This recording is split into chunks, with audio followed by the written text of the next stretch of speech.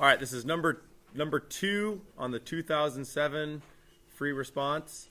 So what we have, and guys, so when you're watching this at home, I'm going to delete the question here so you can print this off my website because I'm going to need room to solve this. So I'm going to delete the text and then solve the question so we have room to do it. So the setup is this. Okay, in fact, I'm going to start by removing this so I can blow up the diagram.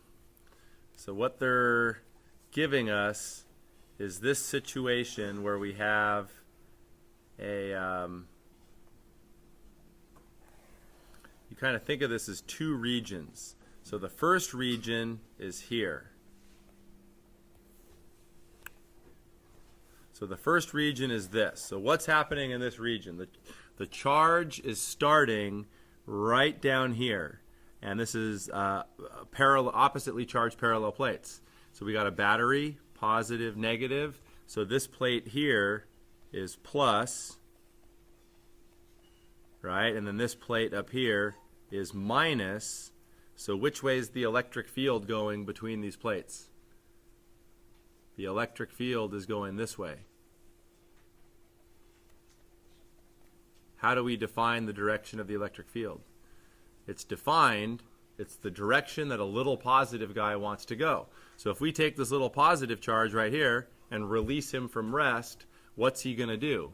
This little positive guy is going to accelerate and then pass through this little opening, and then it goes into region 2, which is a magnetic field. So the first region has an electric field.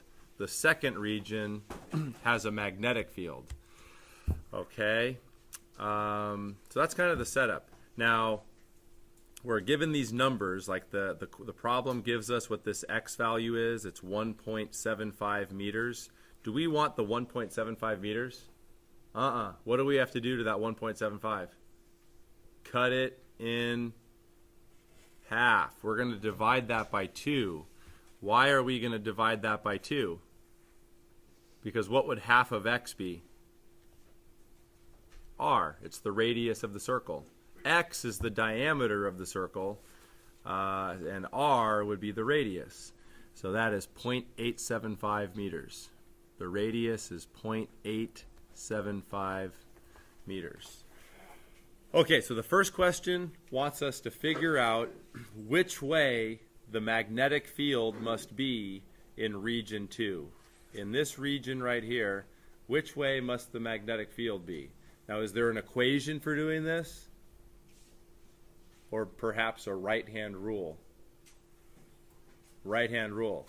Now, if you remember back, there's 2 right-hand rules. Which right-hand rule are we going to use to figure out the direction of the magnetic field in that region? Right-hand rule number 1 or right-hand rule number 2? Right-hand rule number 1, which says your thumb is the velocity of the charge, your 4 fingers are the magnetic field, and the palm of your hand is the force. So what you got to do is put yourself in the diagram. Your thumb is pointing up the page. Which way do we want the palm of our hand to be? So our thumb points up like that. Which way must our palm point? To the left. How do I know my palm faces to the left? Because that's the direction of the force. How do I know the direction of the force? When the charge comes in right here, the force is going to be that way. How do I know the force is that way? Well, which way does the charge curve? Does it curve this way or does it curve the other way? It curves to the left, so the force must be to the left. Okay, so when you do right-hand rule number 1, which way are our 4 fingers pointing? Into the page or out of the page? Into the page. So the answer to A is the magnetic field is into the page, as verified or as figured out by right-hand rule number 1. Okay, second question. Second question, the ions travel at a constant speed around the semicircular path. Explain why the speed remains constant. So look, guys, when the charge enters the magnetic field, the velocity is this way. But which way is the force? The force is that way. What do you notice about the force and the velocity? They are perpendicular. Can a force that's perpendicular to the velocity change the velocity? No. So the answer to part B is the force is perpendicular to the velocity. So therefore it cannot change the magnitude, but it can change the direction, and that's the idea with centripetal forces. The force of the magnetic field here, it's a centripetal force, but it's not going to change. It's not going to change the magnitude of the velocity. It'll change the direction of the velocity. Does that make sense? Any questions? Period 1. Okay. Third question. They want us to figure out the velocity. So how do they word this? They say calculate the speed of the ions with a charge plus 2e that exit at distance x. Okay, so basically we're looking for the velocity of the charge here as it goes through the magnetic field. How do we go about doing this? In fact, let me revert this. Uh-oh.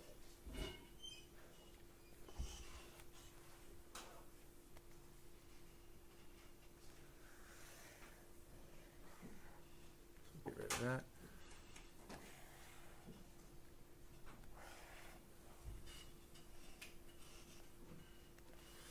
Okay, so the charge comes in. When the charge comes in right here, the velocity is that way, but I don't want to show the velocity. The velocity is that way. I want to look at the forces. Which way is the force on the charge? The force on the charge points that way. That's the force of the magnetic field. If we sum the forces on the charge, what's the only force on the charge? It's the force of the magnetic field. What is the sum of the forces always equal? ma. And we have a circular path, so this A is a centripetal. Okay, so now plug in the equations. What's FB equal to? Q, V, B, sine theta, but the sine theta is going to go to 1, because what's theta here? The angle between the velocity, so the velocity is like that, and the magnetic field, it's 90. Sine of 90 is 1, so we don't have to include the sine theta. So we got QVB equals M, and then plug in for centripetal acceleration. That's v squared over r. One of the v's cancels. One of the v's cancels, and we can solve what's remaining for v. So v is going to be equal to qbr over m. Okay, now we got to talk about something. In the problem, they give us the charge as plus 2e. What is plus 2e? Well, e refers to the charge of a what? A proton or an electron. What's the charge of a proton or an electron? 1.6 times 10 to the negative 19. So what's 2e going to be? Our charge is going to be equal to, that should be a q, 3.2 times 10 to the negative 19. Okay? So that's our charge. 3.2 times 10 to the negative 19 coulombs. They give us the magnetic field in the problem. It's 0.09. The radius of the circle is half of x, which is 0.875 meters. And then they give us the mass. 1.45 times 10 to the negative 25 kilograms. So the velocity comes out as, I'm going to round this to 174,000 meter per second. Okay? So the idea here is the force of the magnetic field is acting as the centripetal force. So you set force magnetic equal to centripetal force, solve for V. All right, last question. Calculate the accelerating voltage needed for the ions to attain the speed that we calculated in part C. Okay, so let me just erase this.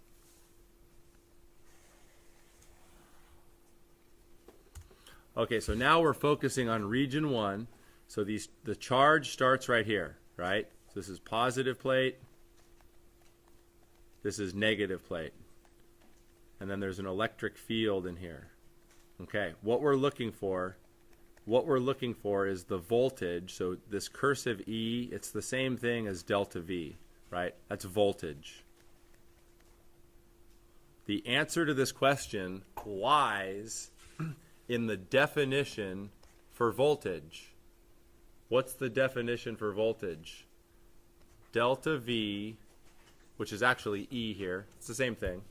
Delta V equals what? Change of potential energy per charge. But they're using the symbol E. So let's just put in E.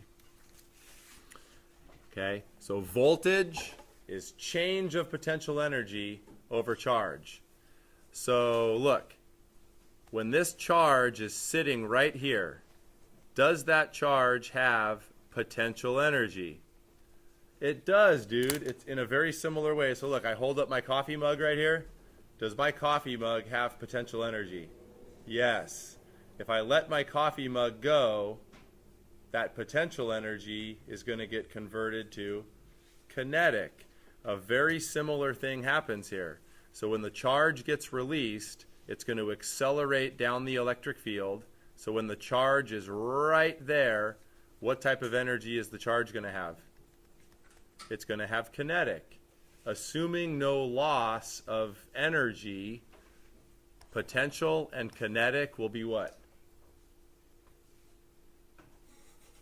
So I take my coffee mug. It starts with potential. I let it go. It goes to kinetic. What will be true about the starting potential and the ending kinetic? Assuming no loss of energy. They'll be equal. So basically we can take this equation. So change of potential energy is the same as change of kinetic. So here was where I said this. That's change of kinetic over charge. So what's change of kinetic? It's going to be kinetic final minus kinetic initial. But look, if the charge starts from rest, that's 0. There is no initial kinetic. So this is going to be, what's the equation for kinetic? 1/2 mv squared, and we have everything. So this is going to be, it's basically mv squared over 2q. So we got 1.45 times 10 to the negative 25. We have this velocity, right? 174,000 meter per second. Square it, divided by 2, and then our charge was 3.2 times 10 to the negative 19. And then this comes out as like 66,800 volts. It comes out as joule per coulomb, but what's a joule per coulomb? A volt.